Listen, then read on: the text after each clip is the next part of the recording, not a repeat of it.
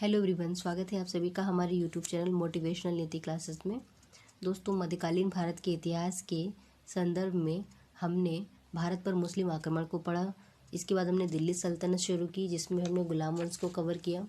फिर हमने खिलजी वंश को देखा। आज हमारी है तुगलक वंश की। तुगलक वंश के बाद हम लोधी वंश को देखेंगे और इसके बाद हम स्टार्ट करेंगे विजयनगर साम्राज्य।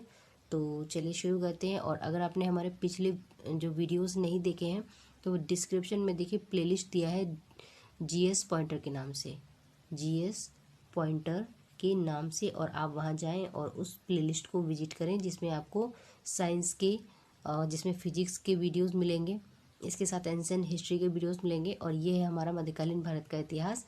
और इसी के साथ मैंने शायद उसमें ज्योग्राफी, ज्योग्राफी भी मैंने इसमें स्टार्ट कर दिया है। ठीक है, तो ये सारे वीडियोस आपको वहाँ पे मिलने वाले हैं।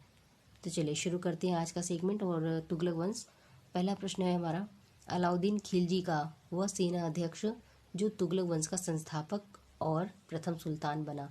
मतलब ऐसा से जो अलाउद्दीन खिलजी था, इसका सेना अध्यक्ष जो तुगलक वंश का संस्थापक भी था एवं प्रथम सुल्तान भी बना था। इस चीज़ को ध्यान रखना है। नाम था गाजी मलिक। इसको गियासुद्दीन तुगलक के नाम से भी जाना जाता है। कृषि को समुन्नत करने के लिए नहर खुदवाने के संदर्भ में 13वीं शताब्दी का पहला शासक होने का श्रेय किसे दिया जाता है? तो ये जो है गयासुद्दीन तुगलक को ही दिया जाता है, जिन्होंने पहली बार नहरें खुदवाने का काम किया था। ठीक है, चलिए आगे देखते हैं, अगला प्रश्न देखते हैं। और नहरों से संबंधित एक प्रश्न और आएगा जिसमें फिरोज शाह तुगलक आ जाएंगे। ठीक है, आगे देखते हैं।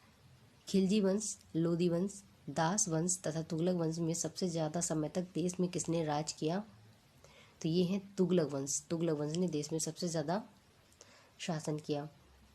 दिल्ली सल्तनत का सर्वाधिक विद्वान शासक जो खगोल शास्त्र, गणित एवं आयुर्विज्ञान सहित अनेक विद्याओं में माहिर था, वो कौन था? तो ये थे आपके मोहम्मद बिन तुगलक। नेक्स्ट क्वेश्चन है, दीवान अमीर को ही एक नया विभाग जिस सुल्तान द्वारा शुरू किया गया था वो कौन था? तो ये था मोहम्मद बिन तुगलक। इन्होंने, मोहम्मद बिन तुगलक ने दीवान अमीर कोही नामक एक नया विभाग स्टार्ट किया था।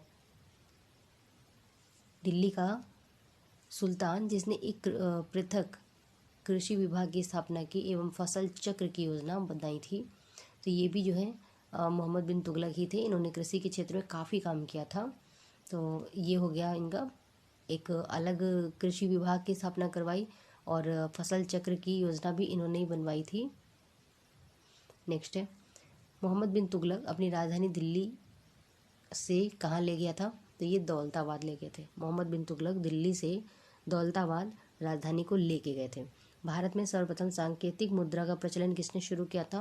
मोहम्मद बिन तुगलक ने। सबसे पहले सांकेतिक मुद्रा का जो प्रचलन था, इन्होंने ही शुरू किया था। सही कथन देखना है। मोहम्मद बिन तुगलक ने एक नया स्वर्ण सिक्का जारी किया जो इब्न बतूता द्वारा दीनार कहलाया इब्न बतूता द्वारा। और ये जारी किसने किया था? तो मोहम्मद बिन तुगलक ने ही जारी किया था।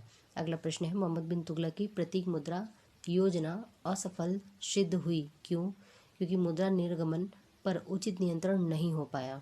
ठीक है, मुद्रा निर्गमन पर उचित नियंत्रण नहीं हो पाया था। अच्छा, मूल देश यानी कि मोरक्को और अफ्रीका, मूल देश यानी मोरक्को और अफ्रीका का यात्री जो इब्न बतूता भारत आया था, तो ये कब आया था? ये आया था मोहम्मद बिन तुगलक के शासनकाल में। बहुत अच्छा प्रश्न है और आता भी बार बार। सल्तनत काल में डाक व्यवस्था का विस्तृत विवरण किसने दिया है? तो सल्तनत काल में जो है डाक व्यवस्था का विस्तृत विवरण दिया है इब्न बतूता ने। होली त्यौहार के सार्वजनिक उत्सव में भाग लेने वाला दिल्ली का पहला सुल्तान कौन था? दिल्ली का पहला सुल्तान था मोहम्मद बिन तुगलक, जो होली त्यौहार में भाग लिया था, इसने पहला सुल्तान बना था। वह शासक जिसकी मृत्यु पर इतिहासकार बदायूनी ने कहा, तो बदायूनी ने क्या कहा? सुल्तान को अपनी प्रजा से और प्रजा को अपने सुल्तान से मुक्ति मिल गई। तो मोहम्मद बिन तुगलक ही थे जिनकी मृत्यु पर प्रजा ने ऐसा कहा था। देखिए एनसीईआरटी में हम जो है बहुत अच्छी तरीके से इन सारी चीज़ों को सॉल्व करेंगे। ठीक है, अभी आप प्रश्न देखें जो प्रीवियस ईयर में आए हुए हैं। दिल्ली का वह सुल्तान जिसने बेरोजगारों के सहायतार्थ रोजगार कार्यालय की स्थापना करी। तो देखिए फिरोज शाह तुगलक ने बहुत सारे काम किए थे, जिसमें से उन्होंने रोजगार कार्यालय की शुरुआत की थी। फिर दिल्ली का सुल्तान जो दान दक्षिणा के बारे में काफ़ी ध्यान रखता था और इसके लिए एक जो है दीवान खैरात स्थापित किया था। तो दीवान खैरात एक विभाग था। ठीक है, जो कि फिरोज शाह तुगलक द्वारा स्थापित किया गया था और ये दान दक्षिणा से संबंधित था। दीवाने खैरात, वह सुल्तान जिसके दरबार में सबसे अधिक गुलाम थे फिरोज शाह तुगलक के। सही कथन बताएं। फिरोज शाह तुगलक ने गुलामों का एक अलग दीवाने बंदगान स्थापित किया था। तो दीवाने खैरात, दीवाने बंदगान, दो दो जो है विभाग हो गए हैं, ये दोनों याद रखना है। और दीवाने अमीर कोही जो था वो मोहम्मद बिन तुगलक का था, ये भी ध्यान रखना है। फिर है अगला, मोहम्मद बिन तुगलक के बाद दिल्ली की गद्दी पे कौन बैठा? तो मोहम्मद बिन तुगलक के बाद में जो है दिल्ली पे बैठे, गद्दी में जो बैठे थे, तो ये थे आपके फिरोज शाह तुगलक यानी फिरोज तुगलक। आगे बढ़ेंगे। गुलामों का एक अलग विभाग किसने स्थापित किया? दीवाने बंदगान के नाम से, तो वो था फिरोज शाह तुगलक, मैंने बात करी अभी, फिरोज तुगलक। और सर्वप्रथम जो है लोक विभाग निर्माण, फिर से देखें, सर्वप्रथम लोक निर्माण विभाग की स्थापना किसने की? तो देखिए, लोक निर्माण विभाग की स्थापना सर्वप्रथम की थी फिरोज शाह तुगलक ने।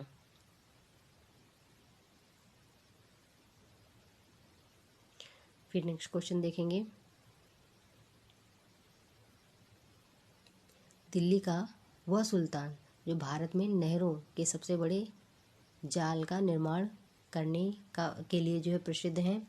तो कि सर्वप्रथम जो है नहरों का निर्माण गयासुद्दीन तुगलक ने शुरू किया था, बट जो सबसे ज़्यादा की बारी आती है तो फिरोज शाह तुगलक का नाम आएगा। अब आता है अगला प्रश्न, हक ए सर्व अथवा सिंचाई कर। हक ए सर्व क्या था? सबसे बड़ा प्रश्न, हक ए सर्व क्या था? तो यह एक सिंचाई कर था जो कि दिल्ली का प्रथम सुल्तान फिरोज शाह तुगलक उसने लगाया था। हक ए सर्व यानी सिंचाई कर था, फिरोज शाह तुगलक ने लगाया था। दिल्ली का सुल्तान जिसने ब्राह्मणों पर भी जजिया कर लगा दिया, तो वो थे फिरोज शाह तुगलक, जिन्होंने ब्राह्मणों पर भी जजिया कर लगा दिया था। जजिया एक कर था जिसको लगा दिया था। वह सुल्तान जिसने फलों की गुणवत्ता सुधारने के लिए उपाय किए, तो ये है फिरोज शाह तुगलक। फिरोज शाह तुगलक ने फलों की गुणवत्ता को सुधारने के लिए काफ़ी उपाय किए थे। ठीक है, तो हमको ये ध्यान रखना है कि फिरोज शाह तुगलक के टाइम पे क्या क्या हुआ था, मोहम्मद बिन तुगलक के टाइम पे क्या क्या हुआ था, गयासुद्दीन तुगलक के टाइम पे क्या क्या हुआ था। टोपरा तथा मेरठ में से 2 अशोक स्तंभ थे जिनको दिल्ली ले जाया गया था, तो ये भी फिरोज शाह तुगलक ने ऑर्डर दिया था ऐसा करने के लिए। चलिए अगला प्रश्न देखेंगे। दिल्ली का वह सुल्तान जिसने एक उद्देश्य से अनुवाद विभाग की स्थापना की कि उससे दोनों संप्रदायों के लोगों को एक दूसरे के विचारों को समझना बेहतर हो सके, तो ये किया था फिरोज शाह तुगलक ने। मतलब सीधा सा क्वेश्चन ये है कि अनुवाद विभाग की स्थापना किसने की थी? फिरोज शाह तुगलक ने। नेक्स्ट क्वेश्चन, राज्य के खर्च पर हज की जो व्यवस्था थी, ये करने वाला पहला भारतीय शासक कौन था? फिरोज शाह तुगलक। राज्य के खर्च पर हज की व्यवस्था करने वाला फिरोज शाह तुगलक था। फिरोज शाह तुगलक द्वारा यानी फिरोज तुगलक द्वारा स्थापित दार उल सफ़ा क्या था? तो देखिए दोस्तों, दार उल सफ़ा जो था एक खैराती अस्पताल था। दार उल सफ़ा क्या था? एक खैराती अस्पताल था जिसकी स्थापना फिरोज शाह तुगलक ने की थी। इस दार उल सफ़ा, इसके अलावा भी इन्होंने दीवाने बंदगान की स्थापना की थी। ठीक है, ये भी ध्यान रखना है आपको। दिल्ली सल्तनत के तुगलक राजवंश का अंतिम शासक कौन था? दिल्ली सल्तनत के तुगलक वंश का अंतिम शासक था नासिरुद्दीन महमूद। महत्वपूर्ण क्वेश्चन है, दिल्ली सल्तनत के तुगलक वंश का जो अंतिम शासक था वो था नासिरुद्दीन महमूद, और जो तुगलक वंश का संस्थापक था वो था गयासुद्दीन तुगलक। दोनों चीज़ें ध्यान रखनी है। वह शासक जिसके शासनकाल में तैमूर ने भारत पे आक्रमण किया था, तो ये लास्ट अंतिम शासक था नासिरुद्दीन महमूद, और इन्हीं के टाइम पे तैमूर ने जो है हमला कर दिया था, भारत पर आक्रमण कर दिया था। तैमूर लंग ने भारत पर आक्रमण किया था जो आपका 1398 तैमूर के आक्रमण के बाद भारत में राज स्थापित हुआ किसका? तो सैयद वंशों का राज्य जो है स्थापित हुआ। ठीक है, तो हम यहाँ पे सैयद वंश को स्किप कर देंगे क्योंकि प्रीवियस ईयर के क्वेश्चन में मुझको यही मिला, और अपनी अन्य एक किताब है जिसमें हम अपने सारे टॉपिक्स को कवर करेंगे। चलिए स्टार्ट करते हैं लोधी वंश। और लोधी वंश में कुछ इंपॉर्टेंट चीज़ें देख लेते हैं। खिलजी, तुगलक, सैयद तथा लोधी शासकों में अफगान मूल के कौन थे? तो ये जो लोधी शासक थे ये थे आपके अफगान मूल के। दिल्ली की राजगद्दी पर अफगान शासकों का सही क्रम बताना है, तो देखिए सबसे पहले आया बहलोल खान लोधी, फिर आया ये 1451 से 1489 में आया था। सिकंदर लोदी आया उसके बाद में। फिर इब्राहिम लोदी आया। सबसे पहले आया बहलोल खान लोदी, यानी कि ऐसे याद रखें, बहलोल फर्स्ट, इब्राहिम सबसे लास्ट, बीच में है सिकंदर। ठीक है, ये क्रम याद रखना है आपको। महाराणा सांगा ने इब्राहिम लोदी को कब परास्त किया, कहाँ में परास्त किया, तो इन्होंने खातौली के युद्ध में परास्त किया था। खातौली का युद्ध जो हुआ था, ये हुआ था महाराणा यानी राणा सांगा के बीच में इब्राहिम लोदी को परास्त किया गया था। सांगा ने इब्राहिम लोदी को परास्त किया था। वह मध्ययुगीन सुल्तान जिसने आगरा शहर की नींव डालने एवं उसे सल्तनत की राजधानी बनाने का श्रेय दिया जाता है। तो ये है सिकंदर लोदी। सबसे पहले आया बहलोल लोदी, बीच में है सिकंदर लोदी, और जो सबसे जो लास्ट का जो क्रम है हमारा, उसमें जो है आएगा इब्राहिम लोदी। ये जो है गुलरुखी उपनाम से अपनी कविताओं की रचना की है सिकंदर लोदी ने। महत्वपूर्ण प्रश्न है, आ सकता है, गुलरुखी उपनाम से अपनी कविताओं की रचना किसने की, सिकंदर लोदी ने की।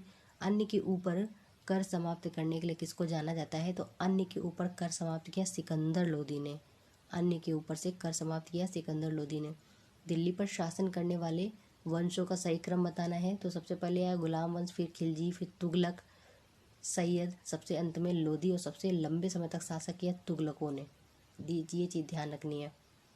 तो बलबन, इल्तुतमिश, कुतुबुद्दीन ऐबक तथा इब्राहिम लोदी में से वह शासक जो गुलाम वंश का नहीं था, तो जो इब्राहिम लोदी था ये गुलाम वंश का नहीं था, तो ये था लोदी वंश का।